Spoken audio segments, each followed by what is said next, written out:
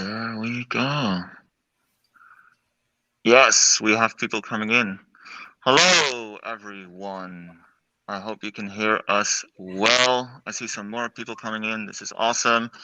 Yeah, welcome to what I think will be a really, really interesting webinar about the number one fear in the hearts of all customer success leaders, which obviously is presenting to the board. Yeah, I think you guys can't see us right now. I know. Yeah, maybe we should just fix that, right? Maybe we should just do a dramatic reveal. What do you guys think? We need a spell to do it. We need to cast a spell, I think. So, yeah. So Oculus repair us. 3, 2, 1, go. All right. The spell works. Happy Halloween. Happy Halloween early. Happy Halloween. Happy Halloween, everyone. Oh, I'm so glad that we made this. Reveal as Maximus. Exactly. Yeah. I'm so happy that we made this promise. I also feel super comfortable in the mask. Welcome, everyone. I hope you guys can enjoy this. And a happy Halloween, indeed. So we're going to amplify that fear of presenting to the board a little bit by covering what I think, covering why it can be a scary thing and possibly making it a little bit scarier in the beginning. But then after, we will also mostly focus on how we can reduce that fear and help you leave the boardroom with a feeling of excitement, accomplishment, and potentially, and I at least know this is possible for Kelly, applause from the board, which seems unattainable, but we're going to listen and find out how that actually would work. So to help me do that, already mentioned, I'm joined by two very familiar faces in the world of customer success, which are Nick Mehta, if you can still recognize him, and Kellie Capote from Gainsight. I will ask you guys to introduce yourself in a minute, but I think we first need to address the elephant in the room here, which is that you guys look amazing. And it's awesome. Thanks, Remco. You're ready, and you can also just go outside and use that as a COVID mask too. So you're set. I could. So I posted this in our Slack channel. We have this tiny celebrations channel. So I posted this saying, "Hey, I'm ready for the webinar," and all I got for comments was, "You look better than normal. Wear this into the office." Those kinds of things. It's really bad, but okay. I love it. Completely in the spirit of Halloween, which is great. Thank you guys for doing that and for indulging this. But we also all know that Gainsight does this very often, so it's also not a very weird thing for you guys. Please, if you can, and starting with Nick, probably explain who you are, and then also explain the outfit. That's awesome, and I think your audio might be a little crackly, Remco, which is just the Dementor coming out of you. You know, that's exactly. You sound like a Dementor. It's all planned. Yeah. So I'm Nick Mehta, CEO of Gainsight, but today I'm Harry Potter. So I will absolutely use our magical powers to talk about charming your board meeting into a spell where they can only think you're amazing. So like Kelly does. I love it. Nice to see everyone. I'm Kellie Capote, CCO here at Gainsight. But today I introduce Hermione, and hopefully we can talk about some of the wonderful spells that you all can cast on your board members. Oh, Remco, you're on mute. Yeah, sorry, I muted myself to take the mask off. I forgot to unmute. Apologies for my red face. The mask was very hot. So super happy to be on this call right now. I'm loving the chaos. My name is Remco, VP Marketing at Insighted. Community platform built specifically for SaaS companies. I lost the mask. I apologize for that, but my outfit was meant to be like a factual representation of an average board member. That's what they look like. That's what you should be expecting when you walk in. And those are the people that will. And if you don't watch out, they take your soul, right? That's the end. Exactly. They completely control your fate. Yeah. Awesome. So finally, before anyone asks, yes, this webinar will be recorded. Obviously we have to. Be recorded, yeah. Exactly. Also, if you at any point have any questions that you would like answered, please bring them up, put them in the chat, put them in the Q&A. I will do my very best to then pick them up and bring them into conversation wherever I can. Are you guys ready to get started with the actual webinar part? Let's go. Do it. Let's go. Awesome. So first section, we're starting off in the spirit of Halloween because that's why we're here. So let's focus and double down on the fear, the actual fear of presenting to the board. And I think the first question can only be, how afraid are you guys still when you're presenting to the board at Gainsight? Honest answer, not at all. We have an amazing board. I've been fortunate to I've done board meetings pretty much every quarter. My guess is the last 15 years. So I understand for a lot of people watching that, if you're presenting the board, it might be the first time. It can feel a little scary, but hopefully you feel a little less scared coming out of this webinar. Because honestly, it's just a meeting like any other, and you can do things like Kelly has done to make them go really, really well. So no fear at all. I always have my Patronus with me, and I feel like my Patronus. So fearless Nick Mehta, I love it. I'll chime in. So I think it's natural for most folks to have some level of like anxious energy going in.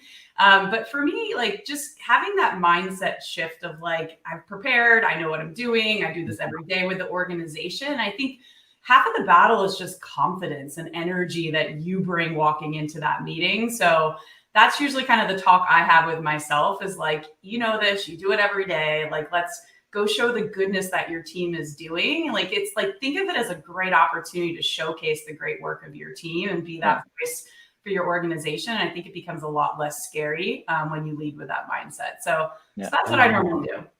That's awesome.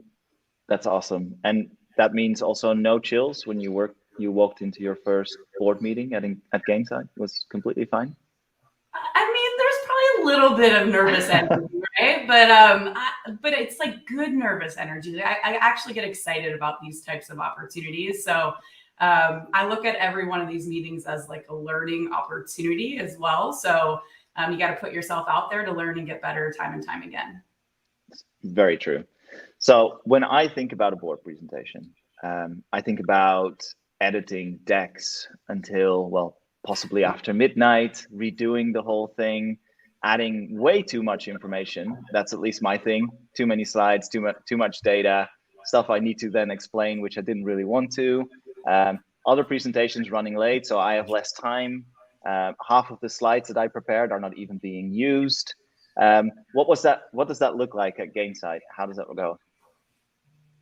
You have to ask Kelly that. I'll give you a fun answer. Kelly, you tell the real story.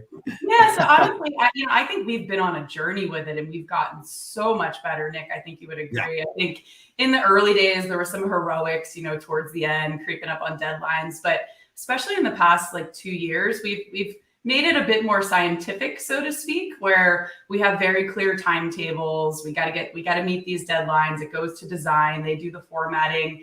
And I think Nick, quite honestly, has done a great job of kind of leading with some guiding principles for his executive team in terms of quantity and quality of content. So we know like each section truly, especially from a functional perspective, should be about 5 to 10 slides max. And don't, there's stuff that we can put in an appendix, but just keep the meaningful stuff that's really going to get the point across and deliver the narrative and story that you need the board to hear. So we've really templatized mostly. Obviously, there's going to be some iterations based on what's happening in the business and the story we need to go tell. But each section is pretty refined and dialed in right now in terms of what content's going to go in. So it's becoming a bit more plug and play, which is great from a leadership perspective.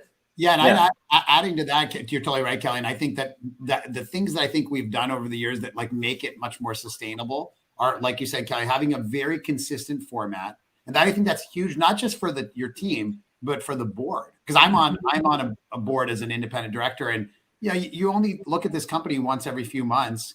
If you don't have a consistent format, it's really hard to follow what's going on. So that to me, that's huge. Second thing is being really thoughtful about what you want to deep dive on each time. You're not going to give an update on every single thing going on in the business. And honestly, that's just a waste of time. So you're picking those topics that you want to deep dive on. And ideally, those topics you're deep diving on are also the ones you're deep diving on internally, right? So a lot of times what ends up happening for us is, we have this kind of rhythm where we've got every quarter, we finish a quarter, we have our what we call our quarterly business reviews, our internal reviews of what's going on. We identify the big topics in the business.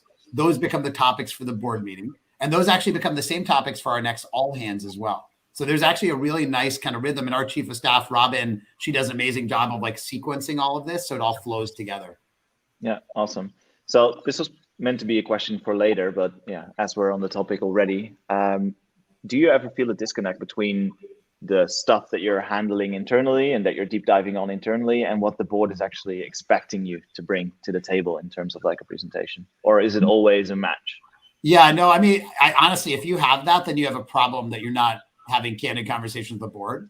So you should be like, one big best practice, and this is more for CEOs, but even for executives, don't just talk to the board in the board meeting, right? Mm-hmm. So find ways to connect with your board outside the board meeting so they know what's on your mind, and so that the topics on your mind are the topics on their mind. Yeah, if you have different topics in your board meeting than what you're actually talking about, you've got a big problem. Yeah. No, I agree.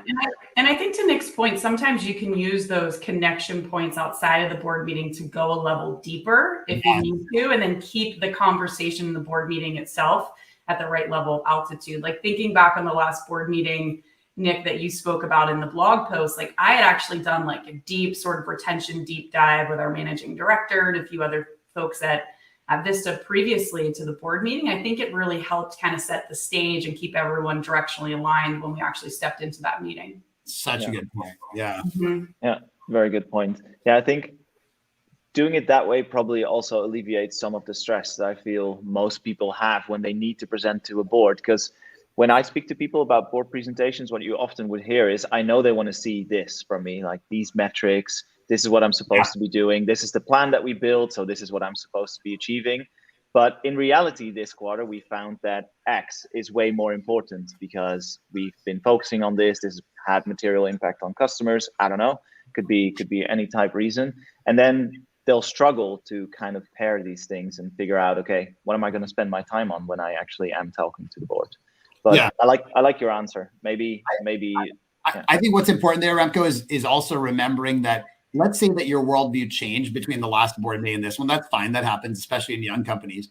You need to bridge them and help them understand how you got there. So last board meeting, we talked about X, and we thought X was going to be really important. But what we've learned is actually Y is really important. Let me tell you what happened to X, and here's what we're going to talk about Y. Don't just start talking about Y as if you never talked about X before, right? Like that's bad.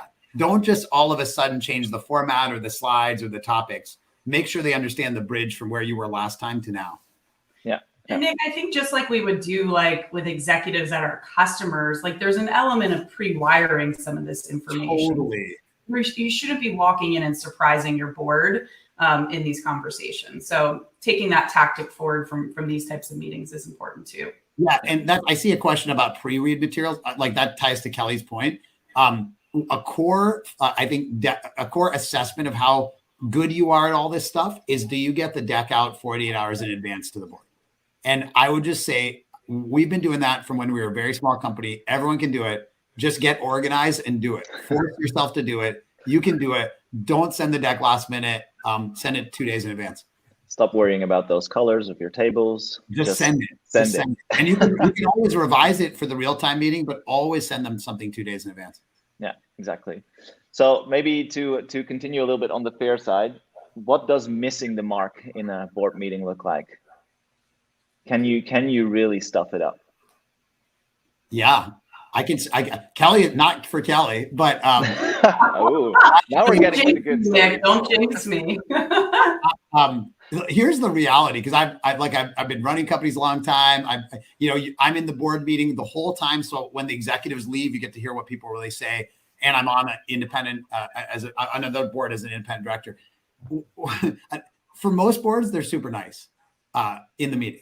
So what that means is, where you messed up is like, honestly, when they're like, okay, great, that was good job.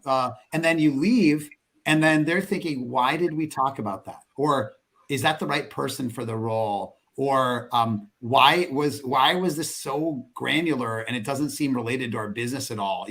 Like when you mess up, unfortunately, you often don't know when it's happening. And frankly, a lack of feedback should be a little concerning. Like, you should have dialogue in your board meeting. Sometimes even people challenging you is great. If everyone's like, okay, great job. It either means what you presented wasn't very useful, or they don't think of your role as very strategic. Either way, that's not a good sign. yeah, I guess it could indicate that they think what you brought to the table was nothing special, right? It wasn't really That's right. surprising, or at least, yeah, no surprising. Yeah, or metrics or sometimes results it can or be a something sign, I think, Nick, like if there isn't dialogue, that maybe you're getting too in the weeds and you've kind of lost them along the way. Like that's usually the body like that. language I look for. They tuned Am out. I staying at the right altitude? Am I delivering? What are the key takeaways? What do I need from them in terms of confirmation of my path forward, what's working, what's not, and keep going. So I think that there's just a level of kind of alignment as you go, but keeping the so what kind of punches going as you deliver it. Altitude is so important. I think it's one of the core concepts in kind of being an executive in general. You what you want to do ideally is, I think, start out at, let's say, 30,000 feet, which is like, okay, the reason our customer success team exists from a financial perspective is driving net retention or whatever. And how are we doing on net retention? And then you want to be able to go a little deep because boards want to see some of the depth, but then you need to tie it back and go back to 30,000 feet. So you start at 30,000, you might go down to 5,000 feet, and then you come back. And where people make a mistake is they either immediately go to that 5,000 feet. Let me tell you everything that's going on in customer success. Yeah. It's like, how is this connected to our goals? Or they spend the entire time at 100 feet. It's like, let me tell you the different meetings we've had or whatever, right? Or they just stay at 30,000 feet. And it's like very superficial. So you need that ability to start high, go down a little deeper, and then end high as well. Yeah. And I think that middle point, Nick, is a lot of times where the attribution stuff shows up, right? It's a little bit of the how so that they understand like the impact that the CS org is having. Like what specifically are we doing that's driving the results and the trending that we're seeing, but without getting too in the weeds and things that they just don't care about. And then bringing it back up again in terms of the path forward and where you're going to take things. Yeah, and I think it's a good bridge to the customer success part of the board meeting. So what you often still hear, and I don't know if it's a fear or a nuisance or something like that, but what you often still hear from CS leaders is, hey, I'm going there and I'm doing my thing, I'm presenting, it's a good story, but ultimately I didn't really have the feeling that the board was very interested in customer success as a whole. They were just focused on go-to-market and new logos, and that was super cool. I had 5 minutes, and that was it. So, do you feel like that's still the case? I feel like we've been talking about it in that sense, I think, for like 2 years now or something. So, is that still the case, or is that changing? And how can you drive that change as well? It's changing radically for sure, and obviously, there's some boards that probably haven't come across that chasm of understanding, and some that have. I'd say most have. But part of it is how are you talking about your work? And I think what's changed a lot is having net retention as a end shareholder metric that everyone cares about. And then if you can connect your work to net retention, then you're going to get a lot of engagement. However, even for a board that cares about net retention, if everything you're talking about is how satisfied the customers are or what the NPS is or how many EBR meetings you had, you're getting what you should get, which is a lack of engagement, right? And so, sales, the reason there's a lot of engagement on sales isn't because board meetings care about sales more. It's because they know that sales matters to the shareholders. Net retention matters to the shareholders too, right? And so it's not like there's one mistake people make is making this all philosophical. Like, God, people need to care about customer success more. Obviously, I say that a lot. I believe in that. But at a board level, they already do. They care about the output of it. They care about net retention. And a good example of where this, falls down in other departments is boards don't care about marketing on its own. Boards care about marketing in so much as it drives sales. So great marketing leaders, in fact, we hired an awesome CMO, and the way she presents everything is about how it's driving sales pipeline. Not how many events we did or how many webinars we ran, but literally how is it adding up to sales pipeline? So you need to show how what you do adds up to net retention. Yeah. Kelly, you did a great job of this. So what would you add? Yeah. So, I'll add a few different points that I wanted to get across here. I think, Nick, you nailed it. You've got to connect it back to the company benefits and the company initiatives. If you just talk about customer success as health scores and adoption, that's way too squishy and fluffy. How is your team actually moving the needle against retention, net retention, driving more advocacy, more logo acquisition? So you've got to have that strategic conversation. And I think that ties into the altitude piece that we were talking about. To answer your question, just to pile on a little bit, Remco, we actually had our CXO summit. Was it a week or two ago now? Was it last week? And we did a quick live poll in the audience actually to gauge, like, are the success leaders getting as much time, more time, less time than their sales counterparts? And I was pleasantly surprised. Like, I suspected it was the case because we're increasingly seeing this energy and appreciation of customer success as it's now being recognized as a growth engine. But most of the room raised their hands and said they were getting at least as much time as their sales counterparts. There were still a few that didn't, but we're definitely 100% shifting in that direction, which is exciting to see. And a lot of folks are even starting to present customer success as a unified piece of their go-to-market. And I think that's almost what you have to bring to the table. It's customer success, marketing, and sales. We're all one big team, and here's how it all connects, and here's the results that it's driving back to the business. Yeah, I love that. And then it's also a lot easier to tie everything back to like the core company metrics, bottom line, whatever. Especially if you pair up there. So I guess what I'm learning from this is that when I have my next board meeting, end of Q4, I don't put in there that I had a webinar with Nick and Kelly from Gainsight. To show them the screenshot of this for sure, but inject some joy, loosen them up a little bit. One thing I would say, Remco, though, is just on joking aside, one other tactic I think does work is you start with the big goal. What's the net retention? What's the goal? You talk about what you're doing to drive toward that goal, what your work adds up. It's actually useful to tell a couple stories. So although you don't want to talk about all the activities you've done, it's useful to say, let me tell you 3 stories about how our customer success team engaged with sales and that resulted in big expansion. Story. So it's actually, don't just make it about numbers, have a few stories in there as well. You want to appeal to the hearts and the minds both, because even board members have hearts. Even board members, maybe even the dementors have hearts. So and on the story piece, like, it doesn't all have to be rainbows and butterflies. Like, I actually think they want to hear the honest truth, and I think it shows your just your self-awareness and ownership, I think, of your organization when it's okay to speak to, like, hey, here's the challenges we're seeing. Here's why, and here's our hypothesis in terms of what we're going to do about it, and then solicit their input to see if they have any other creative ideas, because there's such a wealth of knowledge on the other end of that board meeting as well. So when we do customer stories, I'll share, I'll look at it through the lens of expansion. I'll pluck one out that's really meaningful, but again, make sure you're grabbing onto something actionable. Like, just don't tell the story to tell the story. Like, what did we learn from that we can either go repeat or do differently? Depending on the outcome. And then on the other end of the spectrum, dig into like a churn or a downsell, and what do we learn there that we can improve upon moving forward as well. I love that. So both sides of the story are equally as important, in my opinion. Yeah, I think that's a super important point. When I was preparing this webinar, I was listening to a whole bunch of stuff, and one podcast that I was listening to was speaking specifically about culture when it comes to board meetings. And basically your board meeting, and whoever's listening, also your board meeting at your company, having its own specific culture that you're on a bi-monthly basis or monthly basis or whatever invited to participate in. Like, you're an invited guest into this sort of, I don't know, board culture thing.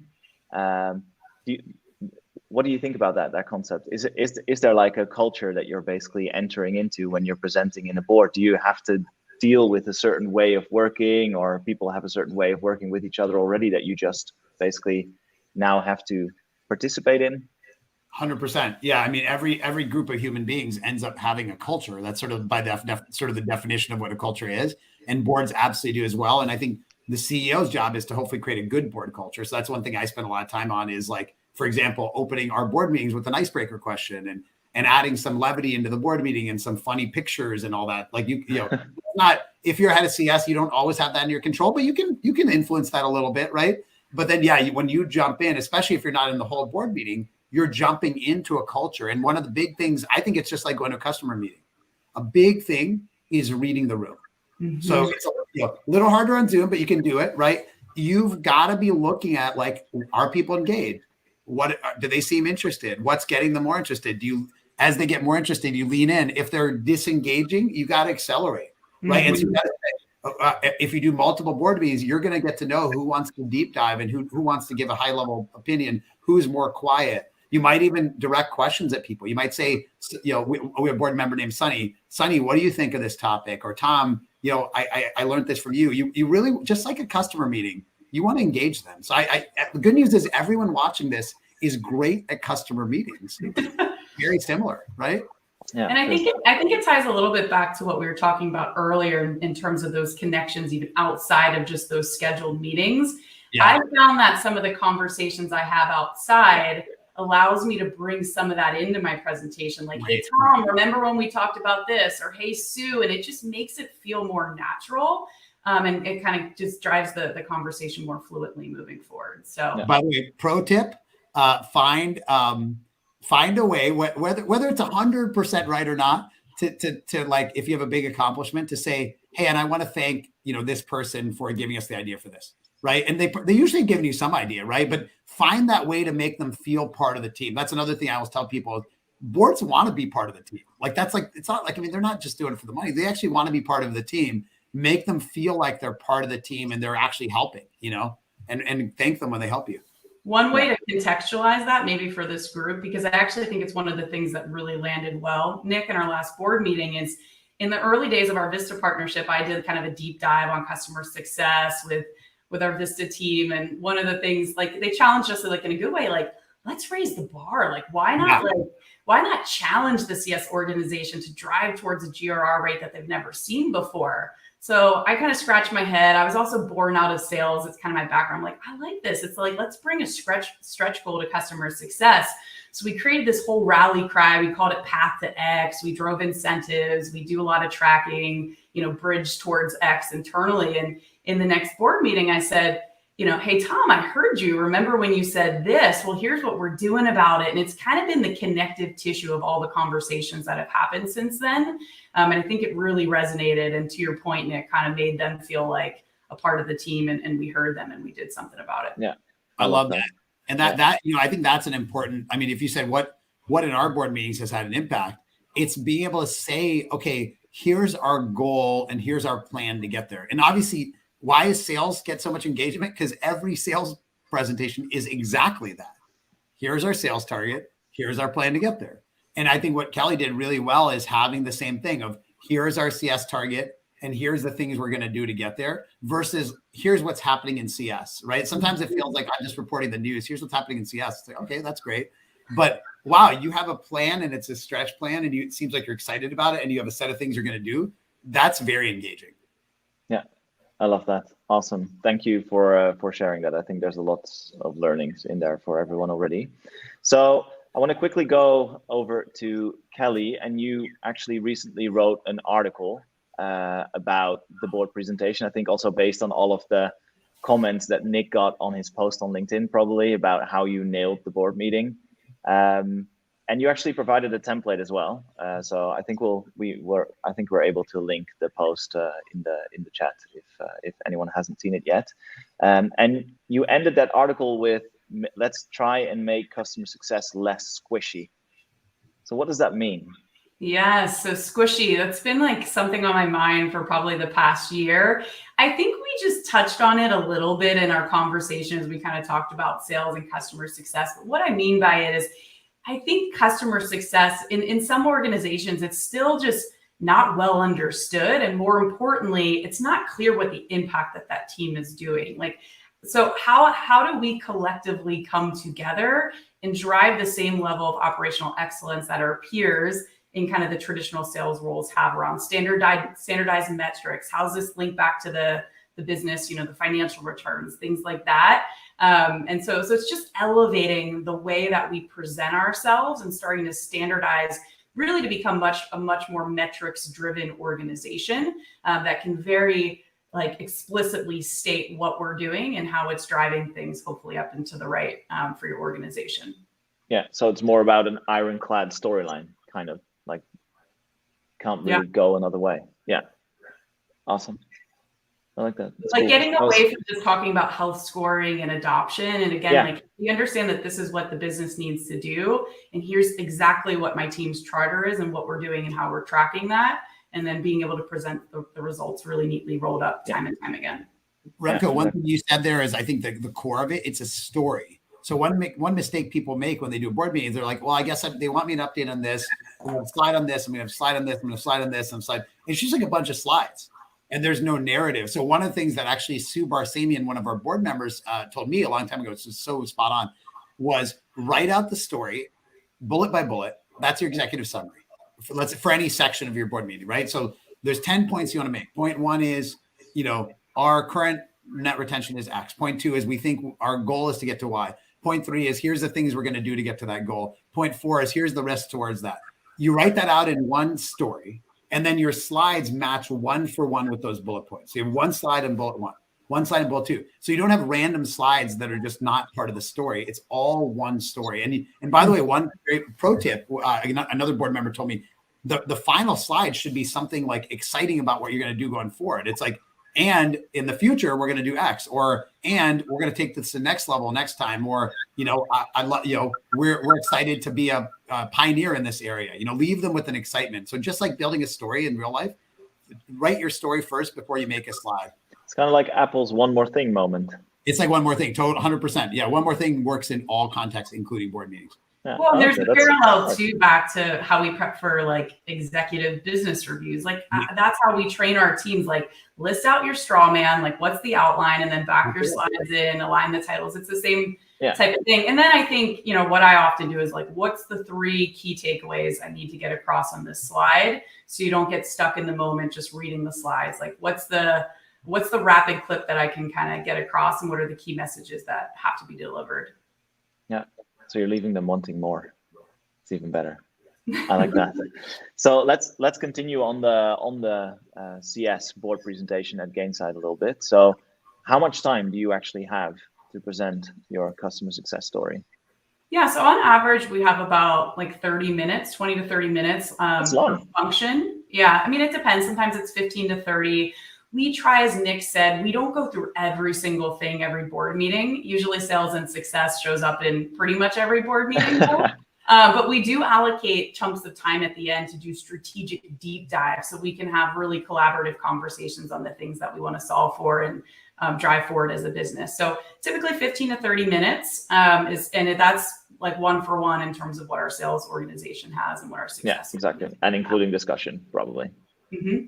Yeah, exactly. Awesome. And I know you shared the template in the post, but and I know that's also not exactly a one-on-one copy of what you actually do in the board meeting, but do you have like a red line that you usually find within your presentations?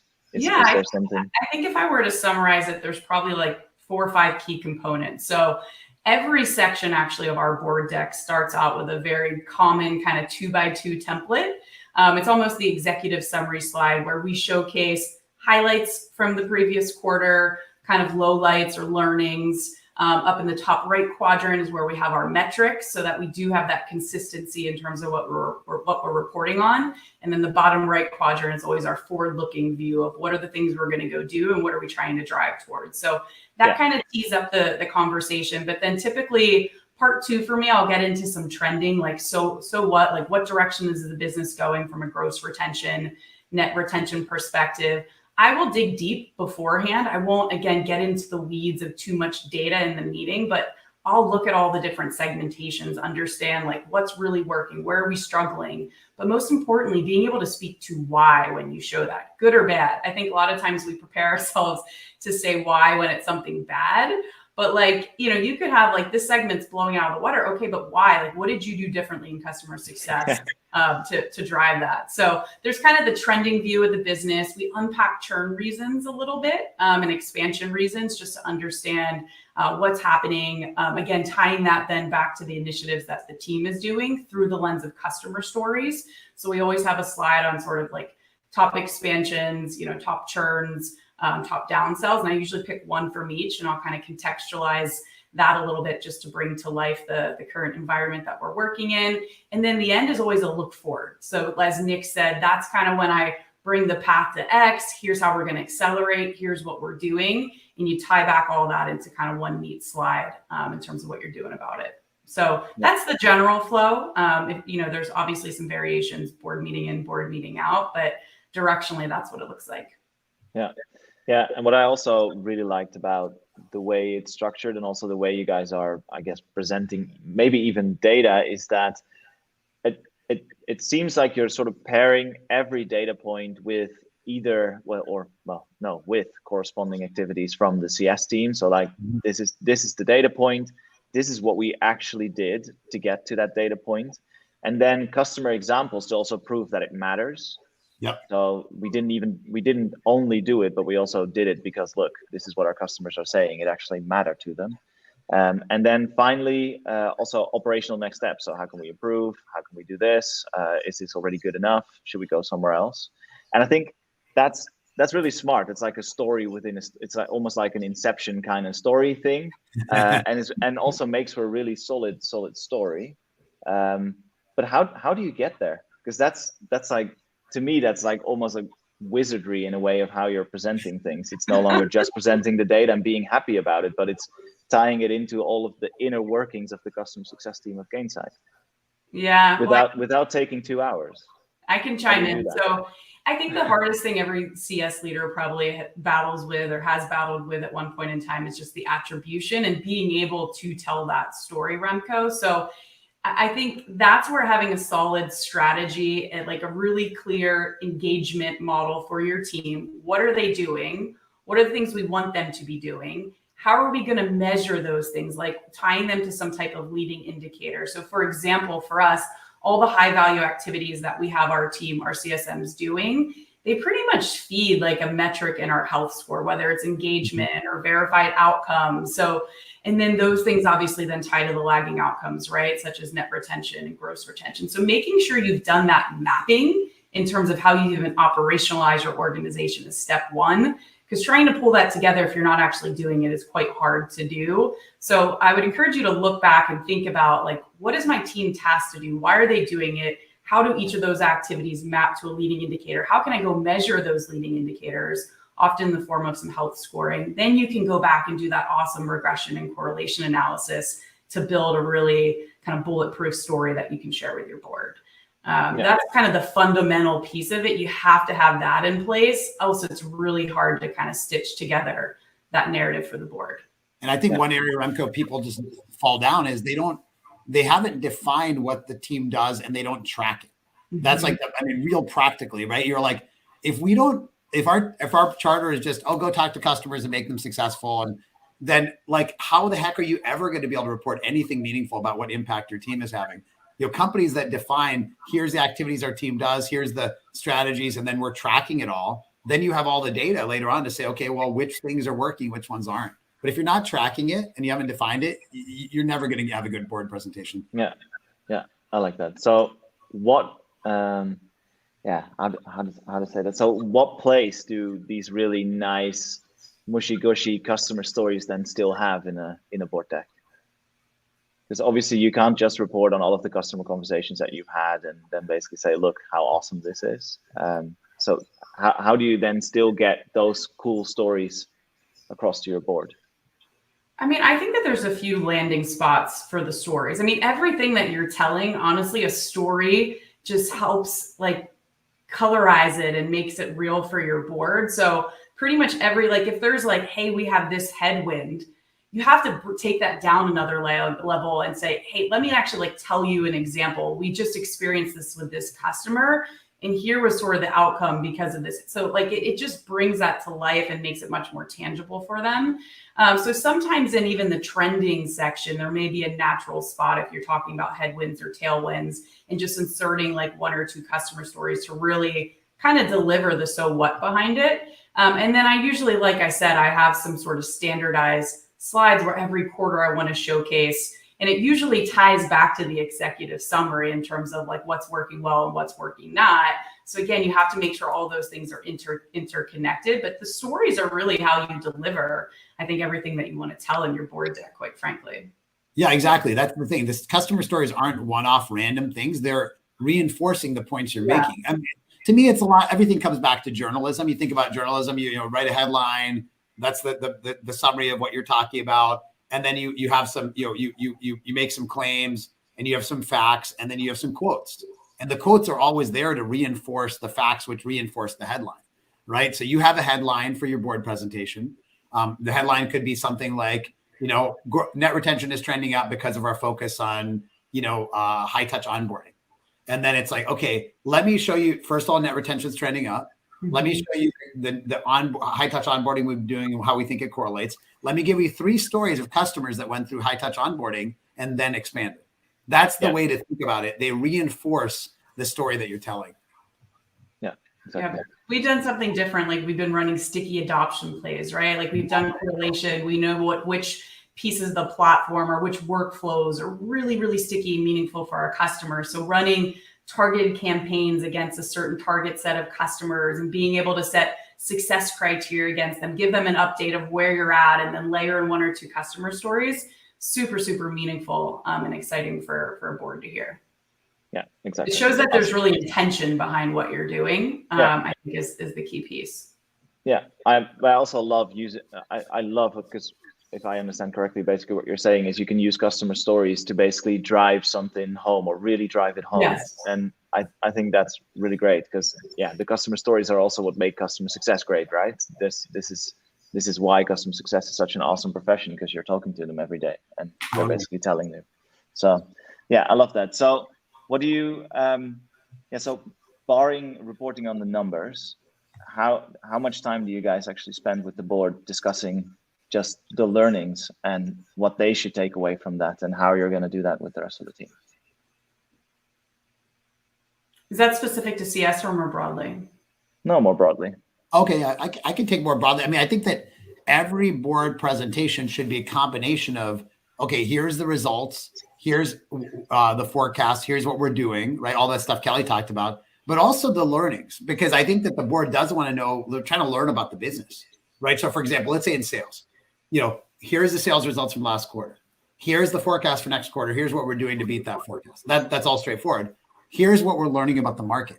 And so one thing Kelly does a great job of is being looked at by the board, not just as the person delivering the net retention, but the person delivering insights about our customers. So, our customers want us to do X in the product, or our market is changing in this way, or sales is getting more involved in customer success. What I love about the CS teams and leaders that are all on this call is you have so many insights about your business. And so make sure the board leaves the meeting thinking, not just you're a high performance leader, that's table stakes, but actually this is somebody I want to talk to more because he or she knows a ton about the business, right? Actually can tell us more about the business. To me, that's like the next level. And I think that that's going back to the mindset thing, is we have to start with understanding what is our board there and intended to do. And they have a general curiosity around the business. They're there to help be to give us strategic guidance. So share that stuff and curate some of that stuff for them, because honestly, they want to help. They have vested interest and skin in the game as well. And to your point, Nick, I actually don't even know if I told you this, but one of our key guys on our board, this was in one of our private conversations. I mean, he told me point blank, I look at customer success as the learning engine, pretty much as what he said to the business. I care what you say about the product more than anyone else. He said, I didn't tell you that, Nick. I like that. Well, I think the same thing of you, Kelly. I mean, that's the customer success. That's hence the 3,000 emails I send you a day, Kelly. But I think that it's exciting to see this kind of appreciation growing across most boards. I totally agree with you. That's so well said. Yeah, I love that. And I think it's also nice to see customer success elevated in that way, sort of as the learning engine of the company, spanning everything else, also all other departments, I guess. I think that's also an interesting thing. So how much of your presentation is now something that you prepared with other departments, or at least sticks to a narrative that other departments are also sticking to? Yeah, I think it's an important piece. Again, it goes back to that unified go-to-market strategy. All these things should connect, right? What customer success is doing is feeding leads back into sales. So our CRO needs to understand how much of their expansion business was actually lead generated from success. What were those conversion rates versus other pieces of the business? So it is important that you're having sort of that unified prep across, I think, especially the go-to-market teams and product. I mean, it's all one team. And I think that's the way that you have to think about it. Walking into those conversations. So we make sure all those metrics and things feed into each other's presentations, and that we're aligned in terms of the message that we're giving. Yeah. And you Remco, earlier at the beginning of the presentation, you asked about like scary things about the meeting. One scary thing you got to avoid is ever being in a situation where you present something and one of the management peers contradicts it. That is terrible. Do not end up in that situation. So I think the key kind of, you need to be arm in arm with are your head of sales and your head of product, right? So Kellie, like one thing you've done a great job of recently is like you and your team are spending so much time with the product team. And so the list of things that you think is important, the list of things that they think are important are really converging together. That's so critical. I think it's quite frankly, like one of my biggest responsibilities as CCO, right? Is building those bridges and having that alignment across the executive team. Because if we are the learning edge of the business, that means we need to like take those things and distribute it. And they are data points as well. Yes. Yeah, exactly. Yeah, I like that. I also think that if your sales team, for example, has this, I don't know, they have this campaign theme, whatever, during a quarter where they're focusing on a certain segment of prospects or different kind of things, and they're closing a whole bunch of them and then don't feed into your customer success plans later. It's like, this is what it's doing to our metrics when it comes to onboarding these types of customers or those kinds of things. I would imagine that, and this is not where we are at all, but I would imagine that in the future, that's the story that you're telling, is this is what we did on the basically front side of our business go-to market. These are all the customers that we closed. This is how they're going through the motions with the customer success team, onboarding, education, everything else. It's like this continuous motion that you're basically reporting on them. Yeah, I mean, you could even hypothetically, like, let's say the success organization was focused on driving these, kind of sticky adoption campaigns, and all these great customer stories came out of it, in which it then helped go land or drive something. And so that's how you start to bring these worlds together. And I think really lock arms and show that kind of one go-to-market team approach. Yeah. We have one question from Camilla that I want to do now. So that's, before you were discussing measuring CSM's activities and how they impact leading and lagging indicators.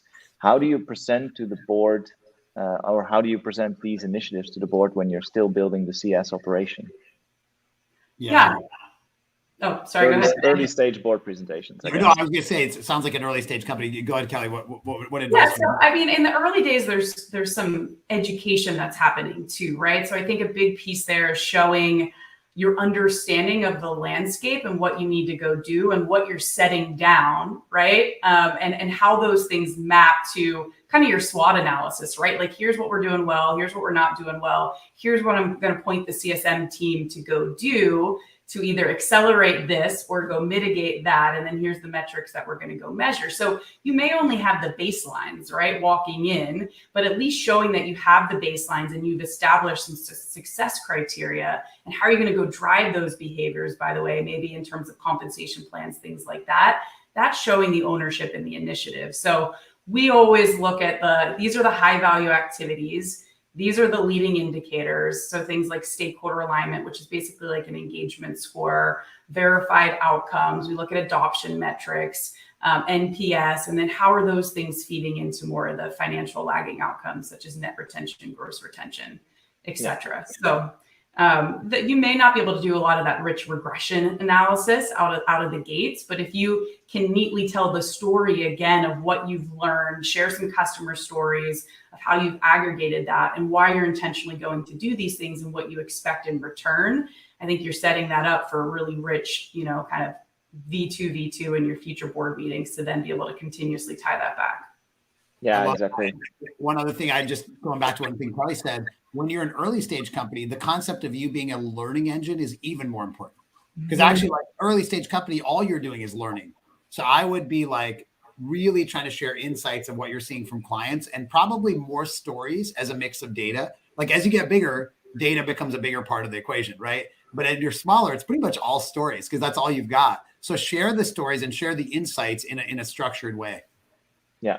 Yeah, I think that also ties into Itamar's questions, actually. So I hope that those are also answered. If not, then let us know. But he's basically saying, how do you do this when you're still building out the basics and you don't have these strategic initiatives that you can base your story on? But I think the answer is similar for that, right? It's just stories. And you're possibly a little bit broader, not just one initiative, but yeah, just stories and you go tell them. I love that.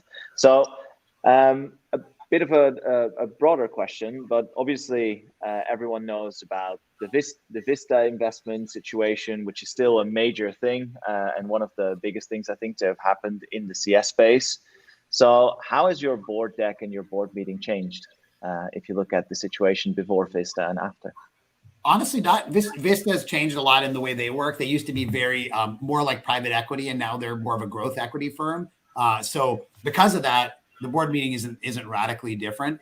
We've gotten better as a company, and I think we probably wanted to up our game, with Vista. So you investors, you want to do a good job.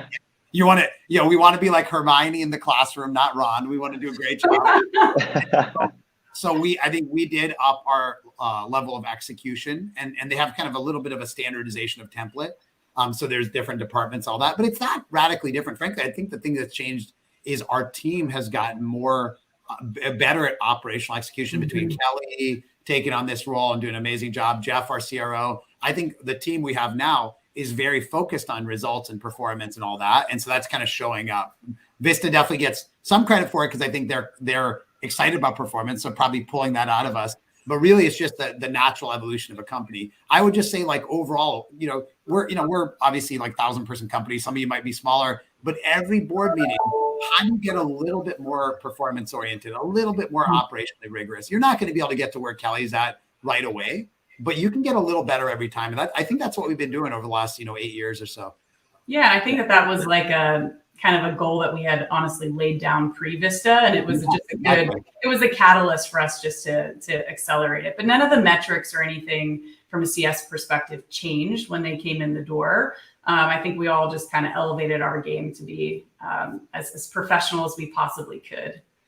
Yeah. So no new different top 3 things the board cares about. No, literally, it's been actually, we thought it would change a lot. Yeah. Yeah. Remember the first board meeting afterwards, I was like, wow, that's just like our other board meetings. It's not that different, which is great. And by the way, that just tells you that, like, at the end of the day, once you get to a point where you're doing this stuff well, it's not like it gets pretty like familiar. It's not as scary anymore. It's like anything. Again, I go back to like, CSM that's never done an executive presentation to a customer, but somebody like Kelly, you, or probably Remco, I'm sure you, myself, it's not scary because you've done it a lot, right? So it's purely familiarity that gets you through this. Yeah. Nick, I think you do a few other things. I'm just going to like toot your horn for a second that I think drive this forward. So Nick does a great job too. He usually does like a dinner with the board the night before, which I think also brings some levity. And then usually so that they're less sharp the day after. Yeah. Exactly right, Remco. You want these are the good tactics. People should be taking notes right now. I figured we had to get these out before we concluded this webinar. And then usually we do a happy hour afterwards too. So it just humanizes, I think, the whole experience for everyone involved, quite frankly. And I think it really makes a difference. So well said. And literally, again, this is probably not your job as a CS leader, but you might do it too. Like, if something's happened to your board's life, drop them a note, send them a gift. I don't know if you know this, Kelly, just randomly, 4 different members of our team from Vista had babies or got engaged in the last couple of weeks. Right. And so, which is totally random. But, that means that, we sent them Gainsight onesies for the babies, champagne or whatever. Right. And I think even as a CS leader, you can find ways to connect with your board at a human level, right? Because they are human beings, so. Yeah. It's a very piece of the equation, I think, quite frankly. Yeah. I think Mary in the chat is she's saying outrageous things like the board, they are people too. I know, it's really shocking, Mary. I totally want to understand. Well, we heard like even one of our board members, Sue, like when she gives like, tips for board meetings, she's like, have some fun. Like, like kind of bring down your stress level and just have some fun, treat them as people. And I think the execution, aligns to that. I think this is a really good point because maybe I feel show like up in a costume, just show a Harry Potter outfit, wear this mask for your first presentation, something like that. Absolutely. Because I think when people think about board presentations, it's probably they'll have the feeling that, especially if it's a new board, so maybe you after Vista acquisition going into the new board, thinking like, okay, they're going to test the numbers, but I'm pretty confident with the numbers because that's what we always did. But they're also they're also going to test me. That's also the feeling that people usually have when they go into board meetings. Like, they're testing me as a leader. I need to perform right now, show that I can do this, or I'm in trouble. People never really, I feel like, think about having fun with the board or making it a little bit more lightweight than that. No, those are the two objectives that you need to nail, or you're out. And there's an energy piece to it, right? Like, they want to feel your excitement for what you're doing and your passion for your job. Like, I feel like we don't give that enough credit sometimes, but when they see that commitment and that energy and drive, I think inside of people, that goes a long ways too. Oh, 100%. Like I mentioned, I'm on another board, and I saw one of the new executives present. And honestly, he went into a lot of detail that I didn't fully understand because it's very detailed security stuff, but the passion was incredible. And so you just leave thinking, wow, like, we're lucky to have this person and I want to learn more and all that, versus it feels like they're just, reading the slides. And I think that goes back, you're joking about the costume and all that. Gainsight, one of our values is childlike joy, bring the kid in you to work every day. And the whole principle is like, when you are having fun and like you're yourself, you're going to do a better job. You're going to be more comfortable. You're going to be more confident. You're going to play better. That's why, people always say in sports, like, you want to play loose, meaning like you're not tight. You're not like all stressed out. You're actually loose, and you're going to do your best job when you're playing loose. And so same kind of way when you're board meeting, do what you need to do to kind of get like comfortable and get loose, whether it's, whatever pregame ritual you're using, Kelly, right? Like, it's okay if people have things that they do, right? To like, you see me like headbanging over here to music. I listen to music definitely on the way to like the meeting, like just to get myself excited, right? Like, My Shot by Lin-Manuel or something, and just get yourself excited, right? Totally. It could be That's yoga for some people, whatever it might be, whatever your outlet is. Yeah. So I think that's probably one of the best tips then from this webinar. If you remember some stuff, is just let loose a little. Totally. Yeah, exactly. I love that. So I have two final questions. One is from the audience, and I definitely want to handle that one a little. It's from Shirley. I think it's a really practical question, but let's say you have the board meeting, everything goes well, Kelly aces it again. What do you do after the board meeting in terms of like learnings, spreading those learnings to the teams, coming up with like an action plan around things if there were debates around certain areas? It's super important. Again, this is more of a CEO thing, but you can help your CEO with this. There should always be the email, like ideally that night or the next day, that's here's what the action items, here's what's coming out of it, because that'll form the basis for like the next board meeting of like what you updated. So I always have like, what I learned and what our actions are, right? That's a summary. So that's kind of, do that. Then what we do, we're a very transparent company, is I just share that with the company. And then in our next all hands meeting, we click into the details of that and what we talked about in the board meeting. Every company is different in terms of their level of transparency, but I think it's great. Then you have this cycle between your leadership team, your board, and your company, and everyone's on the same page. And tactically, like, as soon as our board meeting ends, we usually have a quick internal debrief, just that kind of feeds into Nick's sort of, recap around the action plan. I'm glad you mentioned that. That's very helpful to debrief right away. Yeah, I love that. That also helps you probably remember a little bit better than remember what happened. Yeah. Totally. Yeah, exactly. And also like de-stress a little together. Exactly. Then you go to the happy hour after that. Yeah, 100%. With the board again. I like that. I'm definitely gonna tell Robin to do the happy hour after. This is the best idea ever. Okay, so maybe to just end up with, as we have 2 minutes left, give the audience your biggest number one learning of presenting to the board, working with boards, or partying with boards from the past years. What's the number one thing? Kelly, what do you say? I'll go. I mean, I kind of touched on this a little bit, but I think truly don't underestimate the power of confident and succinct communication to your board. I think it's one of the number one things I learned that really lands and resonates. Yep. And I'd say building on that, and it's basically the same thing said differently. I'd say it's all about altitude and attitude. So altitude means like that. Start at the right level, get a little depth, go back. And then attitude is bring that positive, passionate attitude that you have about your work and let people see it. Yeah. Altitude and attitude. I like that. It flows.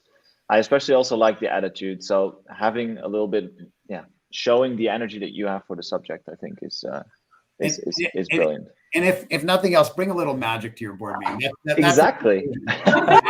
Everything. So, yes. So I think we now all got to experience some of the childlike joy that apparently also goes on in the board meeting at Gainsight. And I must say, I like it.